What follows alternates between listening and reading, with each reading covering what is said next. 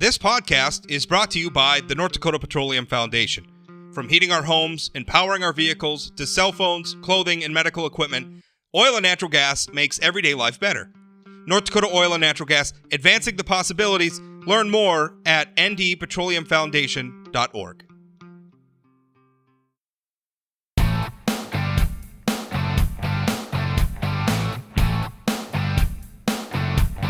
Welcome to Plain Talk Live. Well, Derek Chauvin has been convicted. What does that mean now, going forward? Is the debate over law enforcement reform? Is the debate over criminal justice reform? Is it over? Well, not by any stretch of the imagination, but it is nice to see the cynics proved wrong. We had a trial. We had a conviction. I think it was, to preface it, you're going to hear me be a little bit critical when I joined my co-host Jonah Lantto. You're going to hear me be a little bit critical of not the trial process itself, but maybe some of the political environment, the social environment around the trial. But I want to be clear. I thought it was the right outcome. Derek Chauvin deserved to get convicted. We all watched what happened. And he's probably going to appeal. I don't see any chance that the appeal, well, I don't want to say any chance, but it seems unlikely that the appeals are going to be successful at this point. But where do we go from here? Joining me to talk about that is Jonah Lantto, who has some interesting news, by the way. I'm holding in my hot little hands a press release for Jonah's. Jonah's a podcast. I think I described him in the introduction to this show as a podcast entrepreneur. I'm a podcaster, a content creator, writer, producer. I wear many hats. All right. It all began with podcasting. All began with podcasting. He has a right now kind of a barn burner show that you guys have out right now. True crime. It's so popular right now. And by the way, I'm into it. True crime. Criminal defense being a little bit my family's business. If people know my background, I worked for years as a private investigator. My dad was a homicide investigator in the state of Alaska, so I've worked on that. My sister works in public defense. I'm into this stuff. I love it. Jonah and his co-host Don Palumbo have a podcast. It's called Midwest Murder, which you can find on all of whatever your favorite podcasting services that you like to use. And they're actually taking it on the road. I think the first event is here in Minot, April 22nd at Off the Vine. Let's see, Wednesday, April 28th at Fat Fish Brewing in Dickinson. Thursday, April 29th, you're at the Speakeasy in Bismarck. Friday, April 30th, DCR Brewing Company in Fargo. Saturday, May 1st, Fergus Brewing Company in Fergus Falls.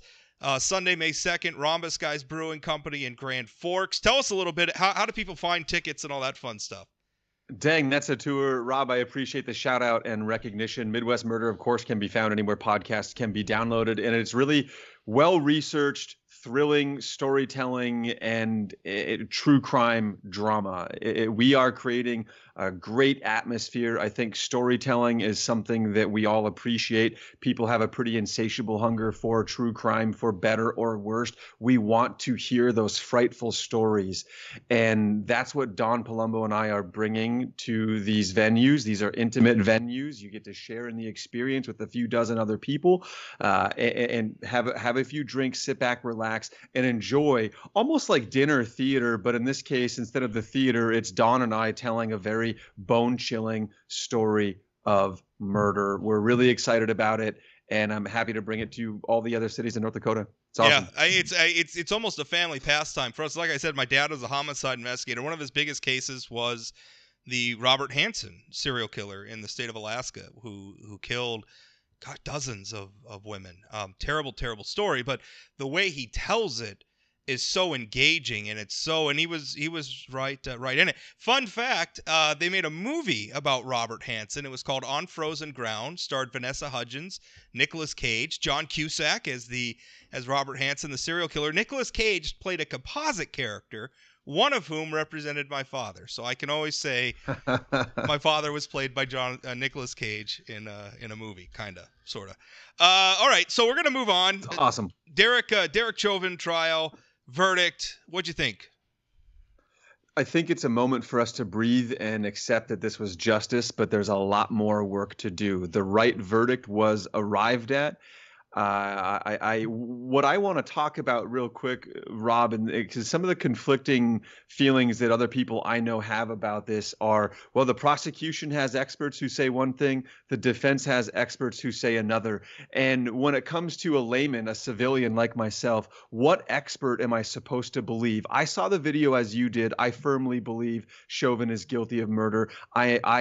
Justice was served here, and it's hopefully the first step of many, but it's a moment that we can take comfort in knowing that justice was delivered. But first and foremost, when we're looking at these big cases, you've got experts on both sides saying detailing opposite observations of the same event. And so where do we as citizens, how do we understand what expert to believe? What are your thoughts on the experts? Well, I think it's always tough. I mean, maybe people, and again, true crime is booming, so I think there's probably more awareness of how all this works in the general public than usual. And, the problem is that everybody's really, both the defense and the prosecution are groping around in the dark, because when it comes to any given situation, and the George Floyd is a bad example because it happened right out in public. There was video of it.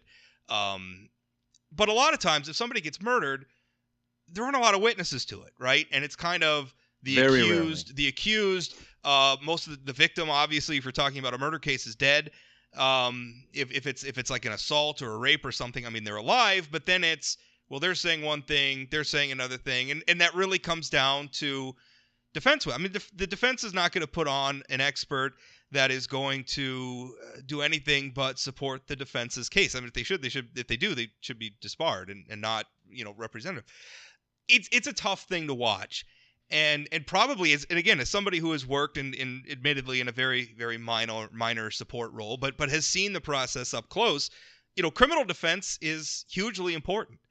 And a big part of their job is to go through and find the places where the state messed up. Because you know what? If the state messes up, and there's a technicality, and there's a reasonable doubt, then the person deserves to be acquitted. That's the way the process is set up to work, and that's the way it should work. And that was one thing heading in. I've obviously felt a lot better after I watched the trial unfold. But one thing I was really worried about with the Derek Chauvin trial was that the defense was going to come in, and they were going to find something legitimate.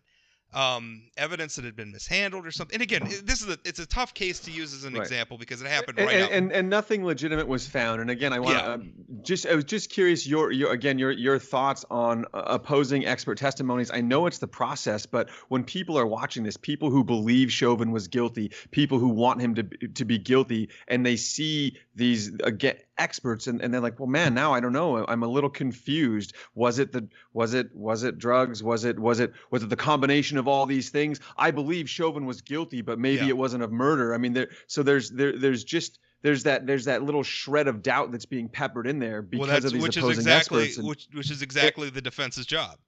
And and so I'm not buying it. I don't believe most people are buying it. But time and again, it's the confusing process of justice when we're looking for different outcomes, and I can find a dozen experts that agree with my outcome, and you can find a dozen experts that agree with yours. And who knows? Some of these experts, let's be real, they're opportunistic. Yeah. This is a big name for you to put your name on this trial and to say that you drew a line on one side or the other. So of course they could find experts that were going to suggest these other make these audacious claims that it was anything other than the knee of Chauvin who killed George Floyd. If George Floyd never encounters Derek Chauvin, he's still alive today. He wasn't going to die of a heart attack sitting there from any usage of drugs or alcohol going into that event. The notion to me is ridiculous. But again, we have experts, and we're led to believe, well, they've got research, they've got years of dedication. It's tough because it's not, I mean, when you're talking about something as complex as a person's health situation, as we saw, as we've debated fatality rates from COVID-19. Okay, so you have a lot of comorbidities. George Floyd had comorbidities. He had things in his system that could have contributed to his death. He had pre-existing health conditions that could have. But those things can contribute to his death, and that death still be precipitated by the fact that there was an officer kneeling on his neck. For 10 minutes. For 10 minutes. So it's complex and it's hard. And you're right. I mean, a lot of times defense expert witnesses can be some pretty skeezy people willing to just say whatever the defense pays them to say. On the other hand, you have prosecutors who, and not talking about the Chauvin case specifically, but you have prosecutors who can use jailhouse snitches as a notorious example of a witness. There's been a callback to Midwest Murder in both of these, and it's why it's so. Studying murder, reading jury transcripts, we can watch it, but reading investigation files, reading jury transcripts, there's always two things, right? There's when somebody murders somebody, there's almost always a jailhouse confession. And let me tell you, if you're anybody out there's a would-be criminal, don't go telling anybody about it when you go behind bars, because I promise you they're going to use that against you. When you're behind bars, the only person who's your friend is your lawyer. Is your lawyer. That's it. The cops aren't your friend. So every murder case that almost every murder case that I've done on Midwest Murder, we have a jailhouse confession. Yeah. And again, and concurrently, there's oftentimes a quote unquote expert witness who is brought in who says something that is in opposition to what the prosecution. Well, there was a famous serial killer out of Texas who, for a while.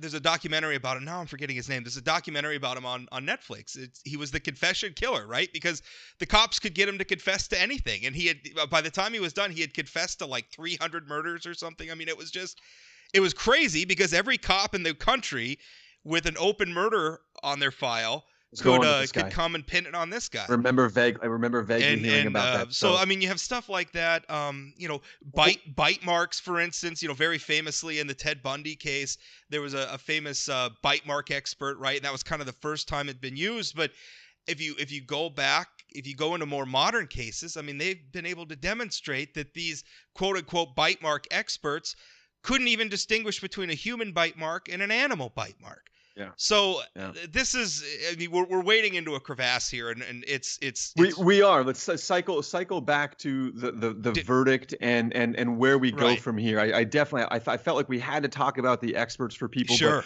But what happens now? Where do we go from here? Because and you've got a lot of people upset over another killing yesterday. A 16-year-old teenager looked to be allegedly assaulting another young lady with a knife, and an officer had to make a really, really difficult decision. And now people are very up in arms over that. Right on the heels, within hours of a Chauvin guilty verdict, we have another unfortunate tragedy and another terrible loss of life, and questions as to whether or not was it necessary, was the right force used, and man, I don't know. I don't want to get into the weeds on that one because we're here to talk about Chauvin and justice reform and accountability and what that looks like now. But it's like we can't get away from it. But we are here to talk about what comes next. And cases like that show the fundamental problem. And here's the thing, and this is what worried me a little bit about the Chauvin trial is, and I think it's probably going to be a basis for his appeal, and the fact that we got a verdict so quickly after the trial concluded. It may help, and again, I don't think his appeals are going to be successful, nor based on all the information available to us right now do I think they should be. But one thing that is troubling is when you have such an aggressive political movement around it, where when an officer is accused of doing something like this, and then you have a very aggressive political movement that has concluded that officer is absolutely guilty, but you're also trying to hold a trial where the guilt or innocence is going to be decided by members of the public. Which, by the way, that always bothers me when cops, because a lot of times when I'm critical of law enforcement, I'll hear cops say, well, you've never worn a badge. How can you be judged? Look at who judges these cases where cops are on trial. It's people without badges. As a matter of fact, I'm pretty sure if you were a cop or you're related to a cop or something. In the rare instance they stand trial, yes. In the rare instance they are actually brought to that's who trial you're ultimately and judged for. So everybody gets to weigh in on this stuff. But that's kind of the part that bothers me. If you're in that jury room, and let's say, and again, I didn't see it in the Chauvin trial, but let's say in another one, there's reasonable doubt. Right? There's reasonable doubt. You have a reason to believe that maybe they didn't do it. Maybe, prosecution didn't meet. How do you deal with the mob that's outside of the courthouse that is ready to burn things down if you don't render the verdict that they've already decided is the just one? You don't. It's the mob will be the mob. It always has been the mob. We've shown that. Our society has shown that time and again. I think a deeper problem, and this cuts both ways that we face. I know you're familiar with this because you don't appreciate the process when alleged criminals are put out there.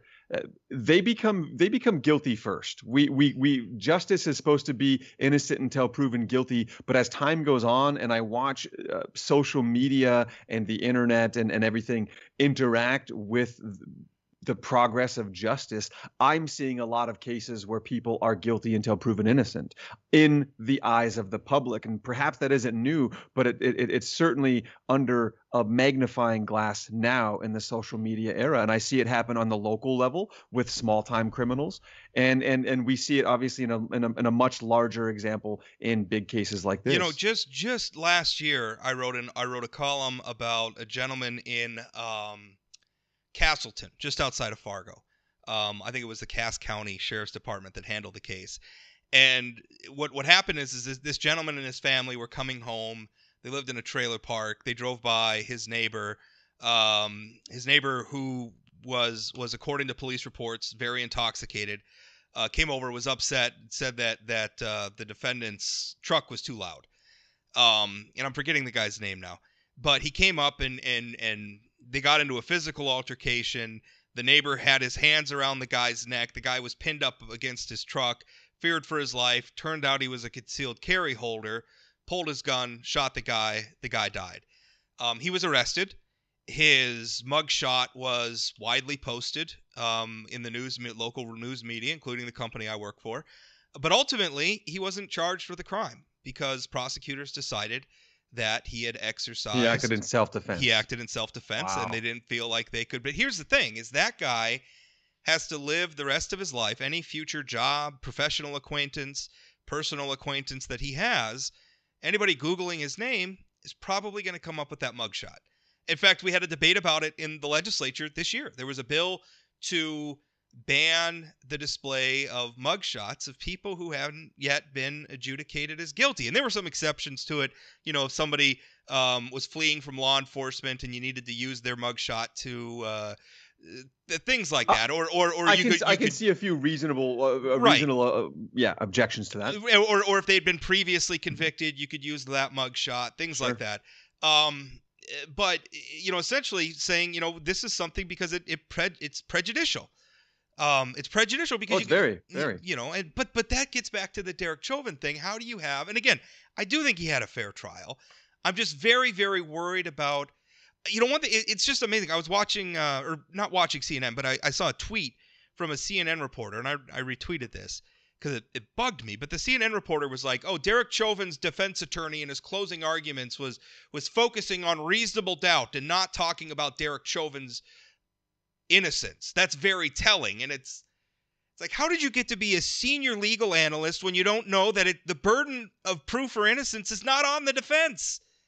Of course he's talking about reasonable doubt. That's his only job. That's what he's got. That's all he has to do. At that point. That's all he has to do. Once he has that, he doesn't have to prove Derek Chauvin innocent. It's pretty. It's very common in defense attorneys' closing arguments. If that's the case that you have, right? If that's the case that you are making in your defense case, it's not unusual. So where do we go from here, Rob? Is this a place where I know you and I had a chat yesterday about what could happen next, and I think something that comes up time and again are in situations like Derek Chauvin and what he did, and so many of these cops. What a lot of citizens are seeing out there is there's a strong feeling in many segments of American culture that police are acting more harshly against minorities, that you know, the way that black people are being arrested, the way that minorities are being arrested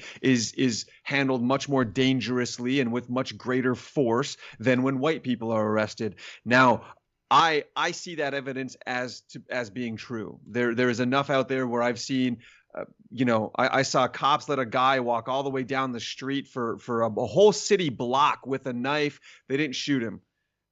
Concurrently, we've seen people that got strangled to death over selling cigarettes. So, we have this combination of like mass shooters getting easily arrested, right? And then people who have committed very, very minor infractions, right? A lot of these times we're seeing these minorities being arrested, and the escalation to violence, it seems great or significant in so many situations when the law being broken is simple. It's so many of these are minor crimes that are being responded to with extreme prejudice is what it really seems like to me. You know, your So, your comments are kind of in jiving with a comment that we have from the chat room. And by the way, if you're watching this on one of our news sites, Inforum.com, GrandForksHerald.com, Jamestown Sun, there's a live chat room you can participate in and ask us questions as we go. Joe Toyota asks, why is negative interaction between blacks and the police so predominant?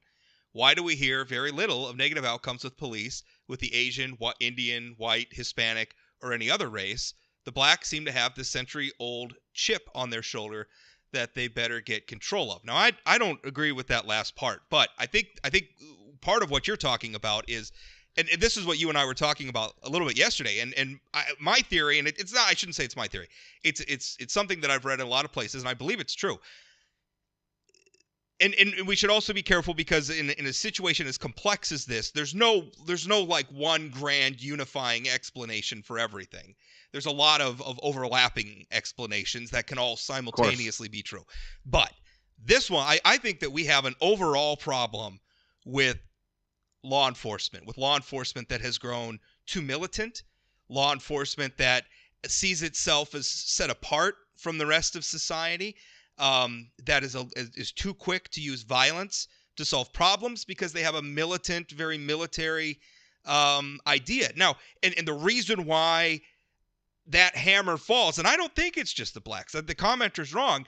Ask Native Americans. They have a long history with problems with law enforcement. It's just that Native American communities tend to be very small communities due to, I mean, the very fact that they were put on the reservations where they live today is, so that they would be out of sight, out of mind. So maybe we don't see it as much in the news media because, unfortunately, we don't cover those communities like we should.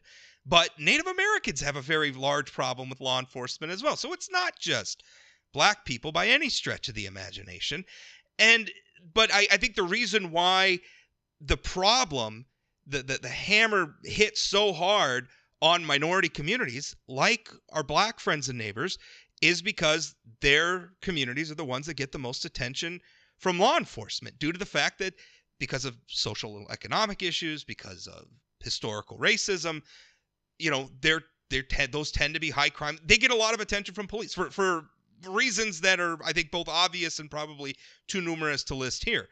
So that's where they get a lot of police attention. But I think police, we have a problem with overbearing police no matter what community you're talking about. Yeah, and we talk a little bit. I consider the idea a lot, like how many bad employees exist within any given company, right? And I don't have any data on what that number is, but if you just take Amazon, take your local grocery store, take where you work. There might be guys or girls that work for you, like, man, they're kind of a lackluster employee, right? They have a real problem with management. They treat the customers like crap. All of this stuff, and that happens within every industry. Policing is an industry, and within that industry, there are unquestionably bad employees. And a bad employee that is given the power that our police have is terrifying, and we're seeing the repercussions of that. And does that have to do with, is the barrier to become a police too low? Are the background checks not excessive enough? Are we not evaluating the demeanor of the psychological demeanor of somebody before they become police? Are we paying them enough? Are we asking them to do jobs that perhaps aren't suitable for a militarized police force? Are we putting them in positions where they are forced to? They are put in a position to enforce silly laws that erode their relationship with the larger community. Yes. I don't know if you Yes, remember. that right there. That is a big one, is the number of silly laws that are eroding trust in the police system and in our government itself. A lot of that can stem back to the drug war too, is it's a whole other problem altogether. But I wanted to bring out a number here Sure. from mappingpoliceviolence.org. Most of the majority of killings begin with traffic stops, mental health checks, domestic disturbances, or reported low-level offenses. So it's so many of these killings aren't starting with, well, this is a bank robbery, or this is a carjacking, or this is some great disturbing level of violence and terror is happening. We need to respond to this and get this bad guy. These are not the calls that are going in that are resulting in the death of our fellow Americans. In 2020, there were 120 killings that began as traffic stops. Yeah. So to build on that, if you remember the unrest that we saw around Ferguson, Missouri, right? After a lot of that had cooled down, the Department of Justice had gone in and they had done an investigation. And if you looked, and I don't know if it got as much of attention, because obviously when these reports come out, it's long after maybe the unrest isn't happening anymore, it's not making headlines anymore.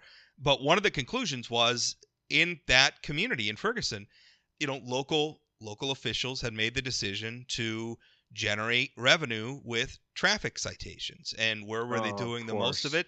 In the minority community. So now you have cops who are down there writing jaywalking tickets and writing parking tickets and little ticky-tacky speeding tickets, and to the point where it creates this low simmering feeling of resentment. We ask our cops to do a lot of things. It was one of the reasons when we were having the big debate about masks, which I am 100% pro-mask. I thought people should be wearing their masks during the pandemic. I mean, obviously, I had my near-death experience with COVID. I believe in it. But when we were debating like a mask mandate, what always went to my mind was enforcement. And who are we going to ask to start enforcing things? Well, that's going to fall on the cops. Masks, yeah.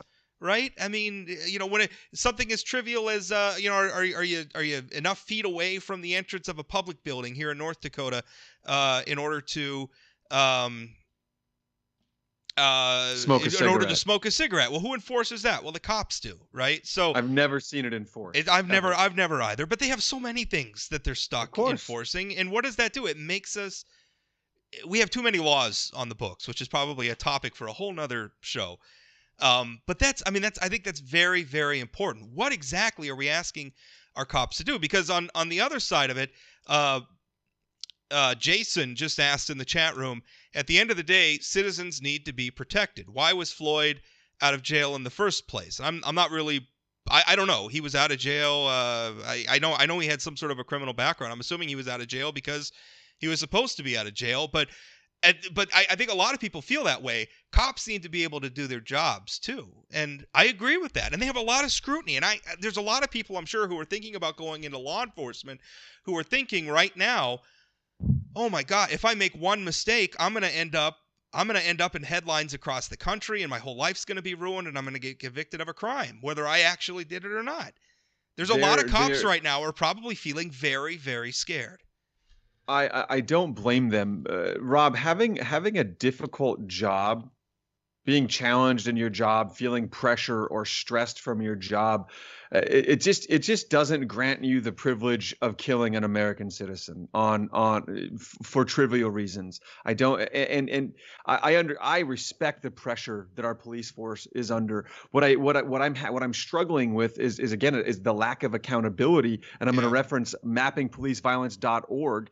98.3% of killings by police from 2013 to 2020 have not resulted in officers being charged with a crime. I just don't. But the problem is that's a broad category, though. I mean, let's face it. We give cops guns for a reason, because sometimes it is a broad category. Sometimes they're justified in using them. But we're not. And I'm not saying every cop needs to be punished, but through police unions, you can get kicked out of a department in one unit.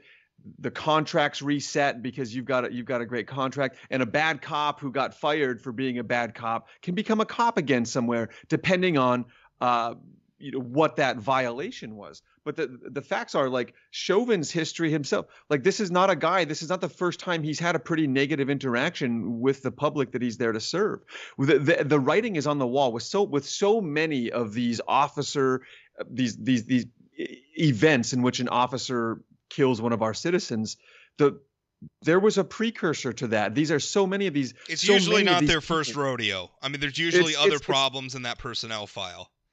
Why are these, man? How many? It's like, how many times do you get written up before you're not allowed to be police anymore? And right now, it seems like it's too many. We're allowing too many, and there's not. And again, I think another problem is, depending on what district you serve, what role of law enforcement, what state you're in, we don't have uniformity. And I respect local jurisdictional instructions, but now police are being viewed and held accountable in the public's eye on a national scale, and not every police department is necessarily playing with the same set of rules, with the same uniform training in how you handle violence or how you handle escalation or de-escalation. We don't, you don't have this one uniform gold standard way of doing it, and that's tough to do anyway, because listen, being a patrol officer in Los Angeles is a much different thing than being a deputy in Pembina County, North Dakota.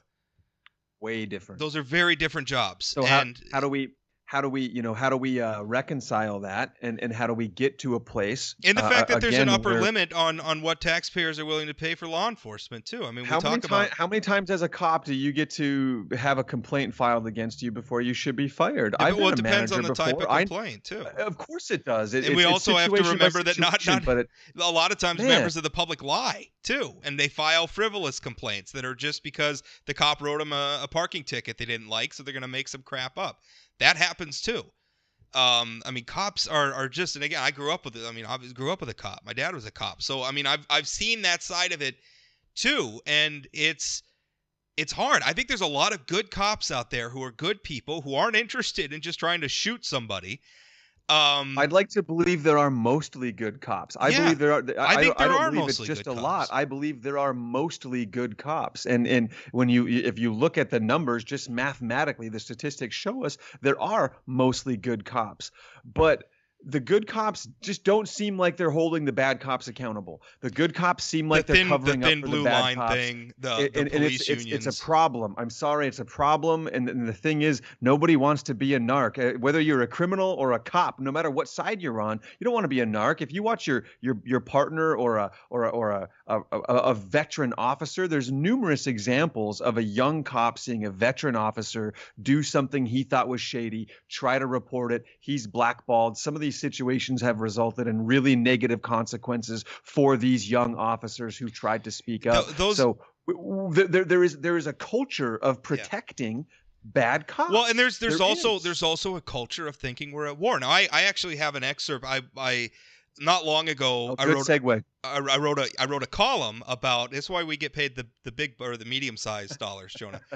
Above average, at least. Hopefully. Not long ago, I wrote a column about the Grand Forks Police Department, and they're giving out some awards to a couple of officers. One of Cody Holt, who obviously made regional headlines when he was killed in the line of duty, and another officer who was also injured in the line of duty, and they got Purple Heart medals and the Medal of Honor. And I objected to that because those are obviously very famous military honors, right? Those are things soldiers get. I wasn't aware we gave war medals to police. Well, I don't know. I'm not sure how that makes me feel. That was my criticism, is that we should not give war medals. So call them something different. Like, I don't have a problem with honoring officers who deserve it. Obviously, I think that's a good thing.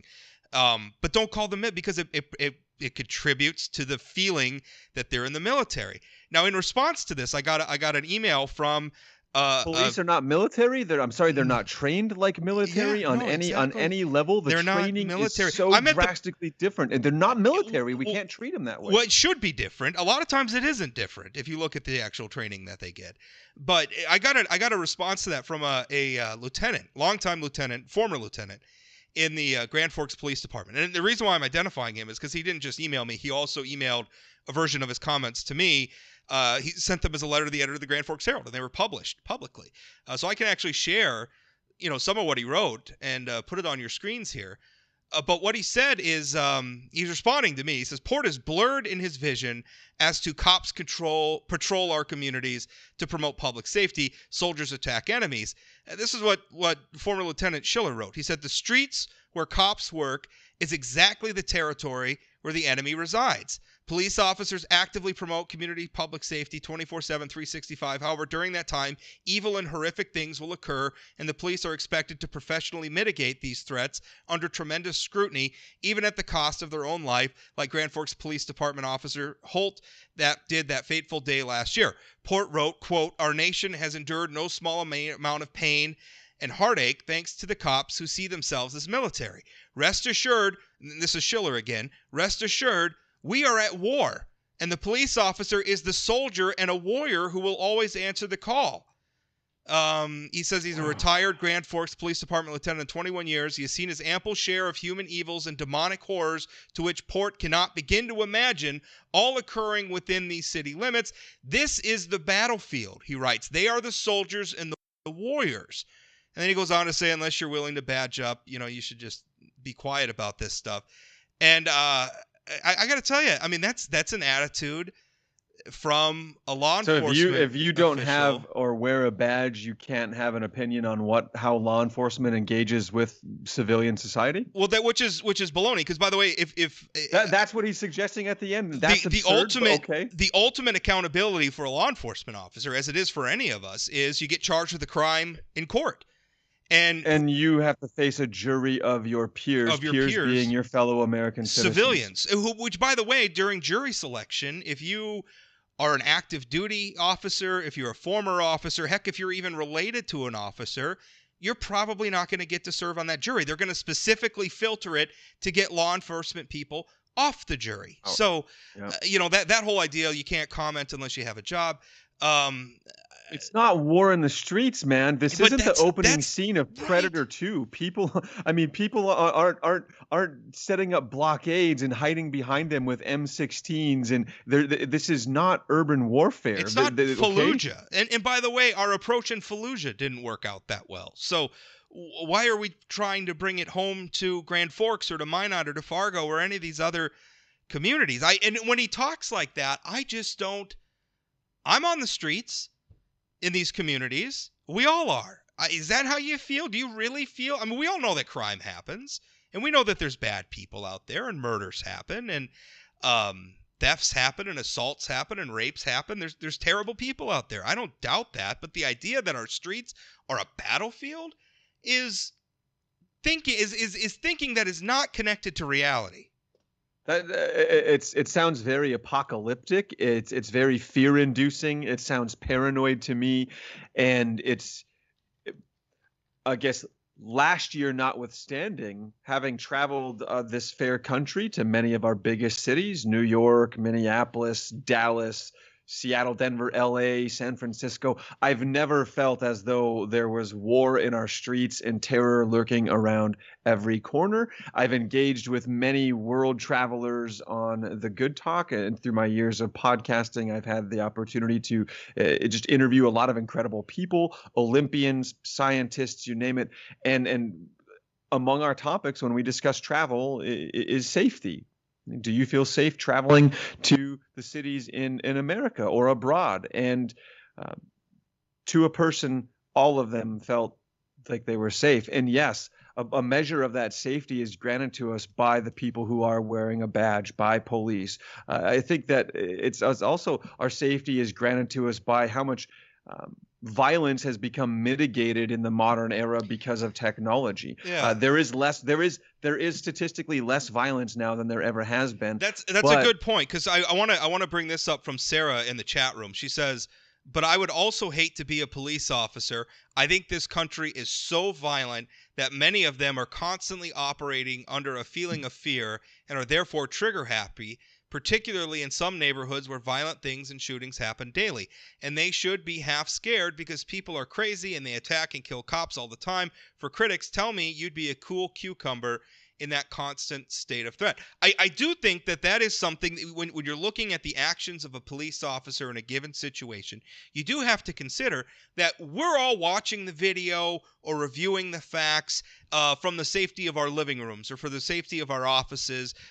We have all the time in the world to think about it. There's no life and death. That, your safety doesn't hinge on it. Other people's safety. That's how we view. We have the benefit of 2020 hindsight. They're doing it in the moment. Now, that doesn't obviously excuse, people doing wrong things, but there's also this idea where people are saying, well, the country is so violent right now.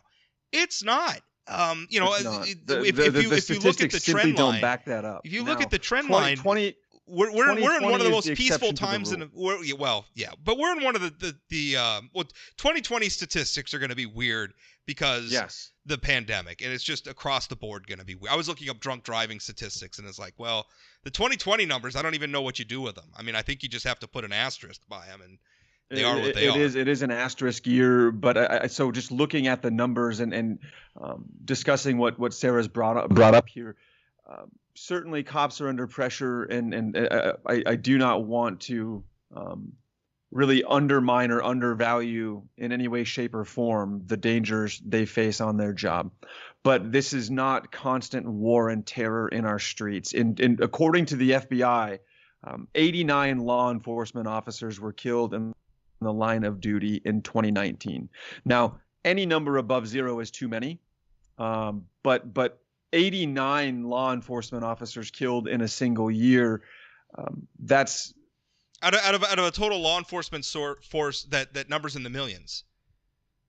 I think it's like 500,000 or something. Is it? Okay. Depending on I was looking maybe like depending on how you're defining law enforcement. I think if you get into like ATF and you get into like BCI and you get into HP, you can probably get that number. But pure police, park rangers, game wardens, stuff like that. Right. I think it's about 500,000 to 600,000. And so again, any number above zero is too many. But in looking at the numbers, that is not a number that I see, and I'm like, wow, cops are dying in our streets every day.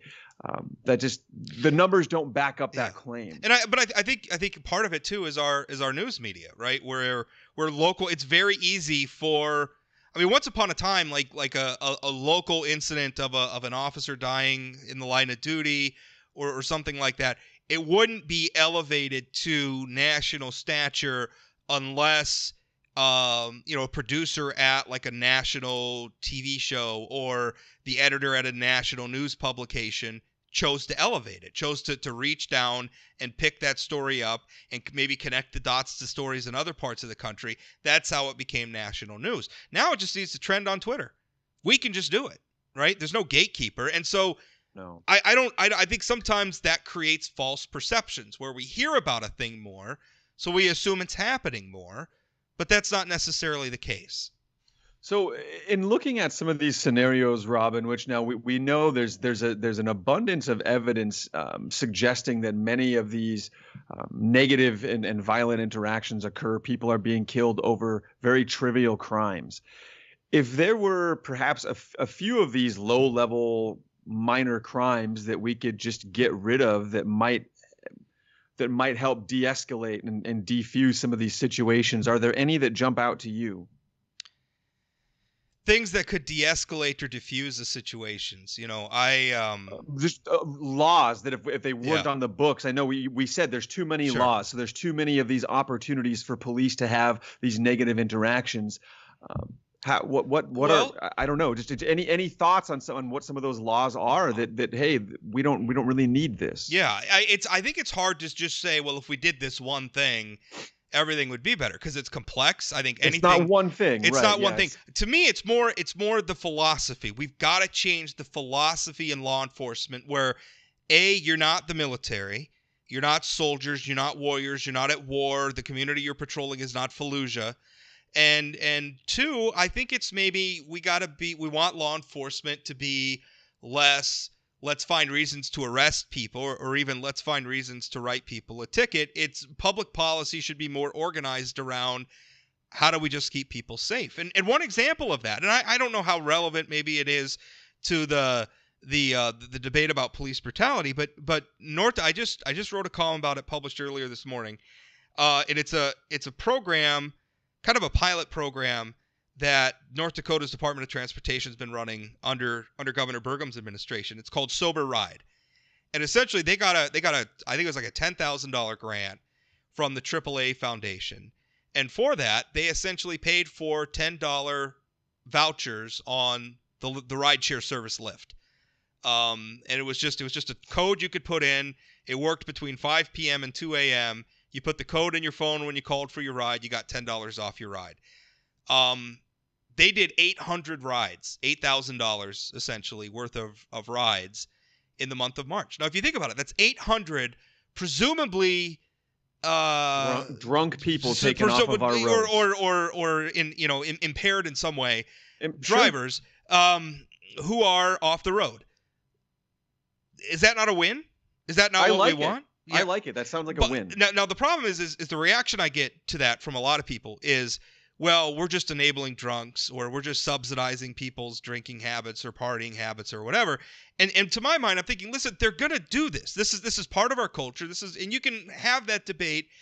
Get together with your church congregation or your civic group or something. You could talk about how people start a new temperance movement, whatever you want to do. You can do that. But in terms of public policy, I am for the sort of policy that we can make our communities safer. And if we can do it without having to put people into the criminal justice system, that's even better. Because think of all the money we're saving if we're not sending somebody to court, and the officer doesn't have to show up to be a witness at the court, and they don't have to show up to be a witness at the DOT hearing about your driving privileges, and you don't have to have a judge putting this on his schedule and all. Just think of all the money we're saving. Just in administrative fees and not tying up the time of our officers, you're saving a lot of money, and that's not to take into account the implications of that person who got a ride home instead of risking a DUI. That can, for many people, that can put your professional career in jeopardy. So, you're certainly undermining that person's potential to be a great tax-paying citizen. Coming back to. So I like it. That's a solution, Rob, and we need to find more of these solutions that I think diminish the need for an interaction between police and our citizens. At least that diminish the interactions, the negative interactions. Give cops more time to actually help people. So in looking at the data in 2019. More than 1,000 civilians were killed by police. As we just said, only 48 officers were killed in the line of duty. So even though violent crime and property crime were down, police killings of civilians went up. And that is, again, what really, I can't hammer that strongly enough. The crime that is really the crime that we should be afraid of as people: kidnapping, rape, violent murder, burglarizing of your house, kidnapping, any of this. Those are all down. All those numbers have been on a complete downward spiral since the mid-90s. It is technically, again, 2020 notwithstanding, there's never been a safer time to be alive in the United States of America. Which is funny, because I remember growing up playing Doom and violent video games, and growing up in the age of internet porn, and we were all supposed to be sociopathic, murderous rapists by now, and yet somehow violent crime is down. But one part of the solution too, Jonah, is we want good people to want to be cops, right? Because I think there are some people who go into law enforcement, and I don't think it's by any stretch of the imagination the majority, but there are some who go there because they like lording it over other people. They like the power trip. They like the power it gives them. And we don't want those people in law enforcement. We want better people. But how do you attract it? This is a point Joe makes from the chat room. He says, further restricting the police to engage, enforce, and protect themselves from public interactions will decrease recruitment numbers. When do we address the retraining of the public? Society is becoming more aggressive, outspoken, and belligerent. Now, I don't agree with he continues, the cops are being required to scale back and tone down their tactics. Will society also be held to this higher standard, and how can police be assured of it? I think he's got that. I think there is a fair point in there, which is, Are good people going to want to be cops right now in this environment? I don't know. That's it. He does make some fair assertions, and I don't want to reduce necessarily the police ability to be cops, but I want to reduce their interactions with civilians over low-level offenses that pose no threat to public safety. Yeah. That's what I want to see. That's a step in I the think right that's something we direction. could do for good. Do you think people get, I mean, even good people get into policing because they want to write tickets for jaywalking or No, go hassle no, of people about where course. they're smoking? Right? Right? Or to take a bike from some kid that's riding it through the wrong neighborhood. Or to just do write DUI tickets all night.